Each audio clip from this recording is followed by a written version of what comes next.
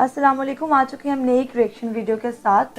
चलिए video start करते हैं। बिस्मिल्लाहिर्रहमानिर्रहीम। अस्सलाम वालेकुम नाज़रीन, आप यूट्यूब चैनल देख रहे हैं। मैं इमरान खान हूं। मैंने आपको बहुत क्लियरली बताया जो अलीमा खान साहबा ने स्टेटमेंट दिया था और जो इमरान खान साहब का कहना है, वो बड़ा क्लियरली ये बात कर रहे हैं कि उन्हें किसी बाहर वाले से उम्मीद नहीं है और ना वो किसी बाहर वाले से मदद मांग रहे हैं। हाँ, ये ज़रूर है कि पूरी पाकिस्तान तहरीक इंसाफ या ओवरसीज़ पाकिस्तानी ये चाहते हैं कि अमेरिका, बरतानिया, मगरबी ममालिक, मशरकी ममालिक, जहाँ जहाँ पे भी उनकी आवाज़ जा सकती है, वो पाकिस्तान में होने वाली इंसानी हकूक़ की खिलाफ वर्जियों को उजागर करें, पाकिस्तान की हुकूमत के ऊपर दबाव डालें कि वो इंसानी हकूक़ की खिलाफ वर्जियाँ बंद करे, आज़ादी इज़हार राय दे, लोगों को उनका जमहूरी हक दे और मैंडेट का एहतराम किया जाए। जिन लोगों के साथ नाइंसाफ़ियाँ और जुल्म हो रहा है, वो जुल्म रोका जाए और उनको इंसाफ फराहम किया जाए। लेकिन इमरान खान साहब का इन्हिसार अपने लोगों पर है, उनका इन्हिसार पाकिस्तानियों के ऊपर है। देखिए, वोट तो पाकिस्तानियों ने डालना है, पाकिस्तान में इन्वेस्टमेंट भी पाकिस्तानियों ने करनी है और पाकिस्तान को दोबारा से उठाना भी पाकिस्तानियों ने। तो बाहर वालों ने तो सिर्फ अपना मफाद देखना है। अमेरिका ने पूरी कोशिश करके देख ली इमरान खान साहब को दबाने की। हम सब जानते हैं, ये कोई छुपी हुई बात नहीं है कि किस तरीके से एक साइफर आया और उसके अंदर हकायक मौजूद थे कि इमरान खान साहब की हुकूमत गिराने का बंदोबस्त किया गया था कि अगर इमरान खान की हुकूमत गिरा दी तो ठीक है, फिर आपको माफ कर देंगे। अगर इमरान खान की हुकूमत ना गिरी इस अदम एतमाद के नतीजे में, तो फिर आपको इसका खुमियाजा भुगतना पड़ेगा। ये बड़ी खुली धमकी थी जो डोनाल्ड लू ने दी थी। उसके बाद देखा हमने पाकिस्तान में कैसे रिजीम चेंज हो गया और इमरान खान साहब की हुकूमत रातों रात गिरा दी गई। अदालतें खुल गई, कंटेनर्स पहुंच गए, कैदियों वाली गाड़ियां पहुंच गई, इमरान खान साहब के एमएनएस को उठा लिया गया, किस तरीके से पूरा निजाम हरकत में आ गया था, ये हम सारे जानते हैं। जब इमरान खान साहब ने कहा था कि कोई रह तो नहीं गया इस मुल्क में जो मेरे खिलाफ ना हो, तो वाकई पूरा निजाम जो है वो अमरीकी इशारे के बाद या उनके आशीर्वाद के बाद जितने भी पाकिस्तान के अंदर लोग इमरान खान के खिलाफ थे वो मुतहर्रिक हो गए थे। और अमरीका को इमरान खान के खिलाफ कोई जाती तौर पर नहीं था, कोई पहले से उनको इमरान खान से प्रॉब्लम नहीं थी, उसके लिए भी बाकायदा पैसा खर्च किया गया था। अब जो इतलात आ रही है, पाकिस्तान तहरीक इंसाफ एलिगेशन लगाती है, वो ये कहती है कि जनरल बाजवा ने कौम का पैसा खर्च करवाया था और उस दौर में अमेरिका में लॉबिंग करवाई थी और उस लॉबिंग का एक हिस्सा वो करार देते हैं। अमेरिका के अंदर एक साबिक सफीर हुआ करते थे पाकिस्तान के, हुसैन हक्कानी साहब, उनके ऊपर भी एलिगेशन लगाया जाता है। अभी भी आजकल वो इमरान खान साहब की सख्त मुखालफत कर रहे हैं, वो जो बयान देते हैं इमरान खान साहब के खिलाफ बयान देते हैं। लेकिन अमेरिका ने इसके ऊपर बहुत मट्टी डाली, बड़ी कोशिश की, लेकिन उनको आइडिया हो गया कि पाकिस्तान के लोग तो इमरान खान के साथ खड़े हैं, हमारी असेसमेंट गलत थी, जो लॉबिंग की गई वो गलत थी, पाकिस्तान के अवाम से दुश्मनी नहीं लेनी चाहिए और पाकिस्तान के अवाम के अंदर अमेरिका की इज्जत खत्म हो गई है। जो कुछ भी उन्होंने पाकिस्तान के अंदर रजीम चेंज ऑपरेशन की सूरत में खामोश रहकर किया, तो अब अमेरिकी पॉलिसी बदल रही है। यानी अमेरिकन ने भी इमरान खान की इस्तकामत के सामने घुटने टेक दिए हैं। इसको अब बहुत सारे लोग कहेंगे, देखो जी अमेरिका आ गया इमरान खान की मदद में। अमेरिका इमरान खान की मदद में नहीं आया, वो जो उन्होंने गंद मारा है, अब वो चाहते हैं कि वो गंद मजीद ना फैले। उन्हें आइडिया हो गया कि उनसे ब्लंडर हो गया और उन्होंने एक ऐसे आदमी को निकालने की कोशिश की जो अवाम के दिलों में धड़कता है। लिहाजा अब वो उनके सामने आ गई चीज और अब वो पीछे हट रहे हैं, डिफेंसिव हो गए हैं। लिहाजा अमेरिका के अंदर से आवाजें उठना शुरू हो गई इंसानी हकूक के हवाले से। इमरान खान साहब के ऊपर जो जो जुल्म हुआ उस हवाले से अब अमेरिका से आवाजें उठ रही हैं, बरतानिया से आवाजें उठ रही हैं, यूरोप से आवाजें उठ रही हैं, नॉर्वे, स्पेन से आवाजें उठ रही हैं, ऑस्ट्रेलिया से आवाजें उठ रही हैं। पूरी दुनिया में पाकिस्तानी बोल रहे हैं इस बारे में कि इमरान खान के साथ जुल्म हो रहा है। और ना सिर्फ पाकिस्तानी बोल रहे हैं, बल्कि पाकिस्तानी जहां जहां रहते हैं वो मुल्क भी ऑफिशियली बोल रहे हैं। 62 अमेरिकी कांग्रेसमैन ने एक लेटर लिखा अपने प्रेसिडेंट को और वो मैंने आपको बताया कि वो क्या है। पाकिस्तान के ऊपर उसका बड़ा गहरा इंपैक्ट आया, बड़ा खौफनाक इंपैक्ट आया। अब बरतानिया में भी ऐसी कार्रवाई हो रही है। मजीद अमेरिकी सेनेटर्स लिख रहे हैं अपने प्रेसिडेंट को कि इमरान खान साहब के मामले में गलत हो गया है, इसको दुरुस्त किया जाए। बहरहाल जुल्मे खलीलदाद इस खित्ते के हवाले से बड़ी आम शख्सियत है और अमेरिका के लिए इनकी बड़ी खिदमत है। तो जुल्मे खलीलदाद का जो स्टेटमेंट आया वो आपको और ज्यादा क्लैरिटी देता है कि इस वक्त अमेरिका को 4 कदम और पीछे हटना पड़ेगा इमरान खान के मामले में। उन्होंने जो ट्वीट किया ना, ये मुस्तकबिल का पूरा मंजरनामा बयान कर रहा है। जुल्मे खलीलदाद को वो बात समझ आ रही है जो पाकिस्तानियों को समझ नहीं आ रही, पाकिस्तानियों को भी समझ आ रही है। देखिए, पाकिस्तान का हर आदमी समझता है कि इमरान खान के साथ इस वक्त पाकिस्तान का मुस्तकबिल वाबस्ता है। पाकिस्तान के सियासतदान समझते हैं कि जब तक इमरान खान का मैंडेट उसको वापस नहीं करेंगे, पाकिस्तान में सियासी तौर पर इस्तेहकाम नहीं आएगा। प्रॉब्लम पाकिस्तान की एस्टेब्लिशमेंट का है और एस्टेब्लिशमेंट में बैठे हुए बड़े लोगों का है। उनका प्रॉब्लम यह है कि उन्हें लगता है कि इमरान खान के साथ हमने इतनी बड़ी बड़ी ज्यादतियां कर दी हैं कि अगर इस आदमी को मौका मिलेगा तो ये हमें पीस कर रख देगा। उन्हें यह लगता है कि इमरान खान साहब जो है वो उनकी तरह का आदमी है और वो पाकिस्तान को नहीं देखेगा बल्कि वो अपना बदला ले लेगा उनसे। अब वो इमरान खान से डरे हुए हैं, इमरान खान से खौफजदा है। आपने देखा कि मैंने 2-4 दफा ऐसे मूवीज में देखा कि अगर कोई शेर को पकड़ ले और जकड़ ले ऊपर से 2-4 लोग मिलकर, तो वो डर के मारे छोड़ भी नहीं हो। उन्हें लगता है कि टाइगर को हमने छोड़ा तो ये हमें खा जाएगा, ये नहीं छोड़ नहीं सकते और चीखे भी मार रहे हैं। तो इमरान खान को पकड़ने वाले पकड़ के तो खड़े हैं और पकड़ के थक गए, लेकिन उन्हें यह आइडिया कि जिस वक्त हम इन्हें छोड़ेंगे तो ये बजाय भागने के ये वापस मुड़ के हमला करेगा। ये खौफ है और कोई बात नहीं है। ये खौफ उन्हें जीने नहीं देता क्योंकि उनके स्टेक्स इतने बड़े हैं पाकिस्तान के अंदर कि उन ताकतवर लोगों को यह लगता है कि अगर इमरान खान वापस आएगा तो हमारी ताकत ना सिर्फ कम हो जाएगी बल्कि चैलेंज हो जाएगी, अवाम की ताकत इमरान खान के साथ शामिल हो जाएगी और इमरान खान हमेशा के लिए एस्टेब्लिशमेंट को दबा लेगा। और फिर एस्टेब्लिशमेंट ने जो पाकिस्तान के ऊपर लंबे अरसे तक रूल किया है, ताकत के बलबूते पे हुक्मरानी की है, वो हुक्मरानी वैसे नहीं रहेगी। अब इसमें जो है वो जुल्मे खलीलदाद का स्टेटमेंट है, वो मैं आपको बता देता हूं। उन्होंने जो ट्विटर के ऊपर ट्वीट किया, उन्होंने कहा कि पाकिस्तानी हुकाम को वाकई में इमरान खान को फौरी तौर पर रिहा करने की जरूरत है और उसकी उन्होंने 3 वजूहात लिखी है। नंबर 1 वजह जुल्मे खलीलजाद लिखते हैं कि यह मफामत के लिए बहुत जरूरी कदम है जो कि पाकिस्तान के इस्तेहकाम के लिए नहायत जरूरी है। लाखों पाकिस्तानी ये मानते हैं कि इमरान खान गलत इल्जामात के ऊपर जेल में बैठा है, यानी झूठे इल्जामात पे उसको जेल में डाला गया है। यह बात मुझ पर भी अया है, यानी मैं भी ये जानता हूं और लाखों पाकिस्तानी भी ये मानते हैं कि इमरान खान के साथ इस वक्त जो कुछ भी हो रहा है वो कानूनी नहीं है, वो ज्यादती है, नंबर एक। और पाकिस्तान में इस्तेहकाम के लिए जरूरी है कि इमरान खान बाहर है, ये एक नंबर है। नंबर दो, वो ये कह रहे हैं कि जब इस्तेहकाम आएगा पाकिस्तान में तो फिर उसके बाद पाकिस्तान की मईशत को तकवीयत मिलेगी। और इस वक्त पाकिस्तानी भी और गैर मुल्की भी दोनों पाकिस्तान में सरमायाकारी करने से गुरेज कर रहे हैं क्योंकि पाकिस्तान में इस्तेहकाम नहीं है। यह दूसरा नुकता है कि इमरान खान को छोड़ोगे तो इस्तेहकाम आएगा तो सरमायाकारी आएगी, पैसा पाकिस्तान में आएगा। नंबर तीन नुकता उन्होंने उठाया कि इससे पाकिस्तान के अमेरिका के साथ ताल्लुकात भी बेहतर हो सकते हैं। अच्छा, उसकी वजह वो ये बता रहा है कि अभी तो बेहतर नहीं हो सकते, जो बाइडन इमरान खान से उतने खुश नहीं है। हालांकि उन्हें यह आइडिया हो गया है कि इमरान खान के साथ बदतरीन ज्यादती के बावजूद इमरान खान को तोड़ा नहीं जा सका, वो आज भी अपने पूरे कद के साथ खड़ा है। और आज इवन जो बाइडन के अपनी पार्टी के लोग जो बाइडन को लिखकर कह रहे हैं कि नहीं, इमरान खान के साथ ज्यादती हो रही है, इसको रोका जाए। बहरहाल ये जो तीसरा नुकता है उन्होंने जो ताल्लुकात के हवाले से बात की वो ये बात है कि खास तौर पर अगर डोनाल्ड ट्रंप जो इमरान खान का दोस्त है अगले हफ्ते होने वाले इंतखाबात में जीत जाता है तो ये पाकिस्तान के लिए अमेरिका के साथ ताल्लुकात में एक बड़ा अहम पॉइंट होगा। बहरहाल ये अमेरिकी पॉइंट ऑफ व्यू है और उनके नुक्ता नजर से है। पाकिस्तानियों ने अपने नुक्ता नजर से देखना है कि वो क्या सोच रहे हैं इसके बारे में। भारत एक और खबर है जी, पाकिस्तान के अंदर पीआईए की निजकारी, बड़े बड़े दावे किए गए। निजकारी का वजीर जो है उसने बड़े दावे किए, हुकूमत ने बड़े दावे किए, अरबों रुपए आ जाएगा, बड़ी बड़ी इन्वेस्टमेंट्स आ रही हैं, हमें बहुत बड़े बड़े बिडर्स मिल गए हैं, हमें बड़े बड़े पार्टनर्स मिल गए हैं, हुकूमत को जमीन आसमान के कलाबे में ला दिए। फिर कभी कहा जी 20 अरब डॉलर की सरमायाकारी सऊदी अरब ला रहा है, 25 अरब डॉलर की सरमायाकारी वहां से आ रही है, यूएई और कतर बहुत बड़ी सरमायाकारी लेकर आ रहे हैं, चीन जो है पता नहीं अपना मंसूबा बढ़ा के कितने अरब डॉलर और लेकर आ रहा है। ये सारी कहानियां सुना के निकला क्या? छानबुरा।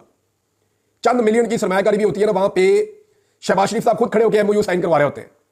मैं यूएई का एक वाकया आपको बता देता हूं, नाम मैं नहीं लूंगा क्योंकि जिनका ये वाकया उन्होंने मुझे मना किया था। ये यूएई में गए पाकिस्तानी गवर्नमेंट और एक छोटा ताजर है, यानी बहुत बड़ी सरमायाकारी उन्होंने नहीं की, वैसे तो बहुत बड़ा बिजनेस ग्रुप है उनका, लेकिन कराची में उन्होंने एक छोटी सी सरमायाकारी की हुई थी, बिल्कुल छोटी सी। एक छोटा सा सॉफ्टवेयर का काम था, वो कराची में कर रहे थे, बहुत मामूली सी, चंद मिलियन डॉलर की है, बिल्कुल छोटी सी। तो उसमें उनको जनाब कॉल किया गया और उन्हें कहा गया जी कि सूटेड बूटेड किस्म के 2-4 बंदे ने, कोई अरबी दिखने वाले बंदे वहां पे होने चाहिए, तो आपने ना बस शहबाज शरीफ साहब के सामने बैठ के तो वो एमओयू साइन कर देना। उन्होंने कहा जी ये तो पीनट है, मैंने तो सरमायाकारी की नहीं पाकिस्तान में, ये तो छोटा प्रोजेक्ट था, हमने यहां पे कर लिया। उन्होंने कहा जी हमें कोई बंदे ही नहीं मिल रहे, ये पाकिस्तानी वजारत कर रही है और आईटी मिनिस्टर इसके अंदर इन्वॉल्व थी, ख्वाजा आसिफ की रिश्तेदार।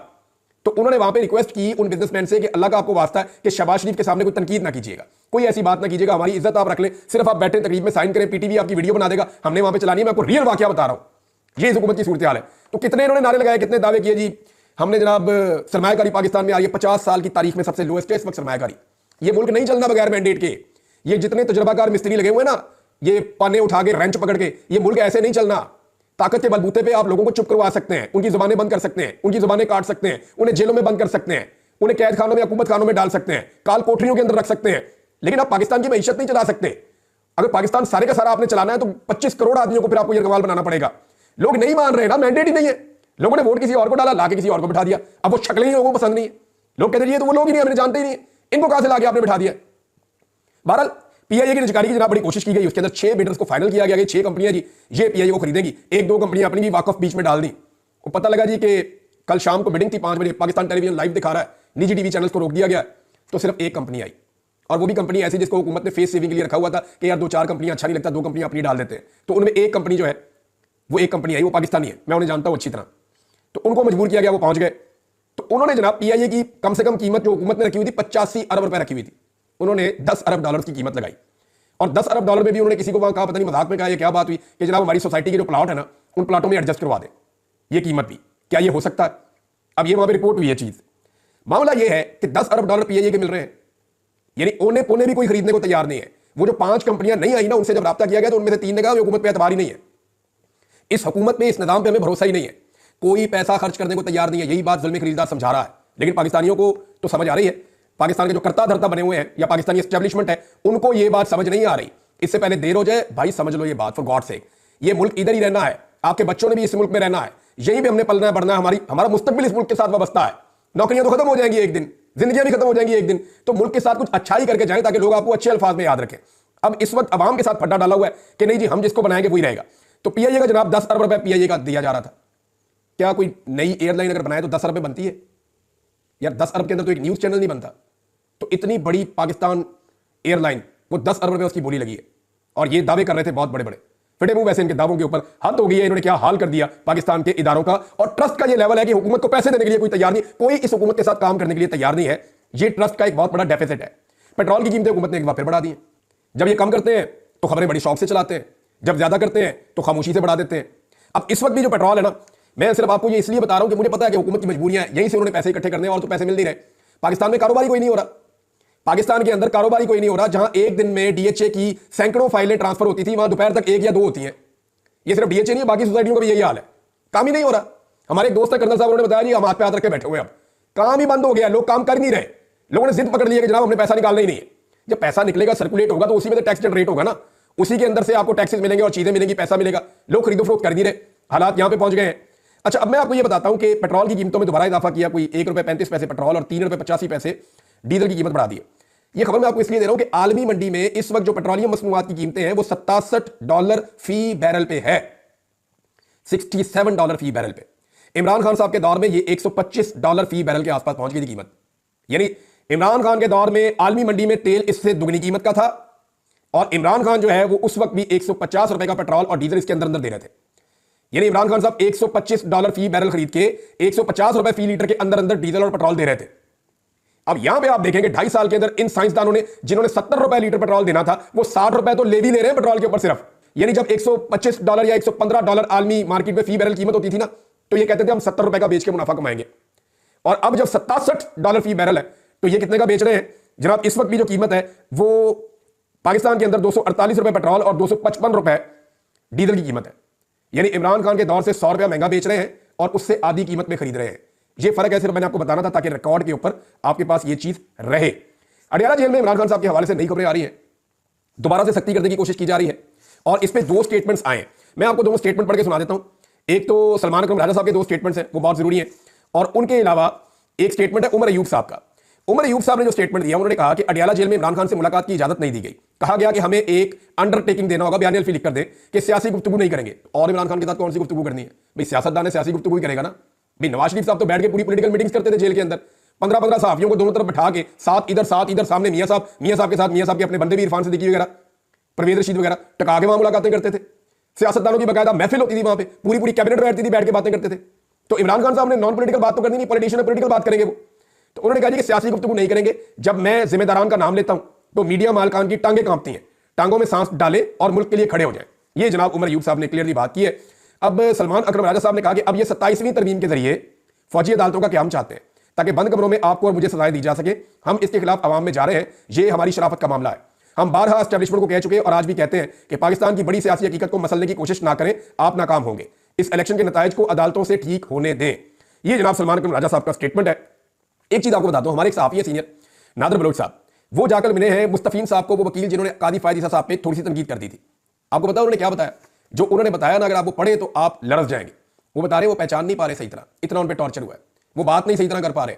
उन्हें एक जुमला बोलने में बहुत बार रुक रुक के वो बोलते हैं। 4 दिन के अंदर उन पर इतना टॉर्चर करके इतना बदतरीन हालत उनकी कर दी गई है। ये कादी फायद ईसा है जिनके लिए आज सारे लोग चिल्ला रहे हैं। मुझे हैरत होती है जो सहाफी शहीद अरशद शरीफ के लिए नहीं बोले, वो कादी फायद ईसा के लिए बोल रहे हैं। और कादी फायद ईसा के साथ हुआ क्या? किसी ने उसकी गाड़ी को हाथ लगा दिया। अव्वल तो सवाल यह होना चाहिए कि एक रिटायर्ड जज सफारत खाने की गाड़ी में क्या कर रहा था भाई? जिन्होंने बुलाया या तो वो गाड़ी दे दे या वहां पे टैक्सी लेकर चले जाए। सफारत खाने की गाड़ी में एक रिटायर्ड जज जा रहा है, इस पे कोई सवाल नहीं उठा रहा, इस पे कोई बात नहीं कर रहा कि उसकी गाड़ी को सिर्फ हाथ लगाया। यास्मीन राशिद की गाड़ी को मार मार के तोड़ दिया था, टीन डब्बा बना दिया था, उसके ऊपर ये कभी नहीं बोले थे। तो कादी फायद ईसा में ऐसा क्या है? एक्चुअली ये कादी फायद ईसा को नहीं, निजाम को गालियां पड़ रही हैं। तो निजाम जो है वो इनका लाडला है और इन्हें लगता है कि निजाम को उंगली भी लगाएगा ना तो ये चीखे मारते हैं। इनकी गैरत कभी नहीं जागेगी आम आदमी के साथ जितना मर्जी जुल्म और ज्यादती हो जाए। इनकी गैरत फौरन जाग जाती है जैसे इनके अपने किसी बंदे को छेड़ दिया जाए। सर्विंग जज के ऊपर गंदी गालियां सुप्रीम कोर्ट ऑफ पाकिस्तान के बाहर खड़े होकर दी थी इन्होंने 2023 में। सर्विंग जज के ऊपर गंदी गालियां दी थी, तब तो कोई नहीं बोला। अब धड़ाधड़ बोल रहे हैं कि कादी फायद ईसा की गाड़ी को रोकने की जिसारत कैसे की गई। अभी तो कादी फायद ईसा साहब ने म्यूजिक एंजॉय करना शुरू किया है, ये बहुत सारे और लोग म्यूजिक एंजॉय करेंगे। देखा बांग्लादेशियों ने क्या किया था? मैं कोई डरा नहीं रहा, आपको धमकी नहीं लगा रहा, मैं आपको यह समझा रहा हूं कि जब भी कोई जुल्म करता है या जालिम होता है तो अल्लाह की रस्सी जो है वो दराज तो होती है, लेकिन जब वो रस्सी खींचता है तो बड़ा बुरा फंदा पड़ता है। ये सबको सामना करना पड़ेगा, जो जो जालिम है उसको जवाब देना पड़ेगा, आज नहीं तो कल देना पड़ेगा। इमरान खान साहब के लिए जनाब एक बड़ा एहतजाज अनाउंस किया गया है 10 डाउनिंग स्ट्रीट में, और उसके लिए बाकायदा पोस्टर्स जारी कर दिए गए हैं। संडे को यह एहतजाज होगा 3 तारीख को नवंबर की, और इस एहतजाज के अंदर जुल्फी बुखारी, अदर मशवानी, शहजाद अकबर तीनों ये वहां से शामिल होंगे और बड़ी तादाद में कारकुनों को बुलाया गया है। इमरान खान के हक में एहतजाज किया जाएगा। कासिम सूरी, शहबाज गिल जो है वो अमेरिका से स्पेशली इसके लिए आ गए हैं और आलिया हमजा साहिबा, जिनका एक बहुत बड़ा नाम है पाकिस्तान तहरीक इंसाफ में, बड़ी इन्होंने कुर्बानी दी है, ये भी स्पेशली इस एहतजाज के अंदर शिरकत करेंगी क्योंकि पोस्टेड में इनका चेहरा मौजूद है। तो देखते हैं कि बरतानिया में होने वाला ये एहतजाज कितना इंपैक्टफुल होता है। अब तक के लिए इतना ही। अपना ख्याल रखिएगा, अपने चैनल का भी। अल्लाह हाफिज़।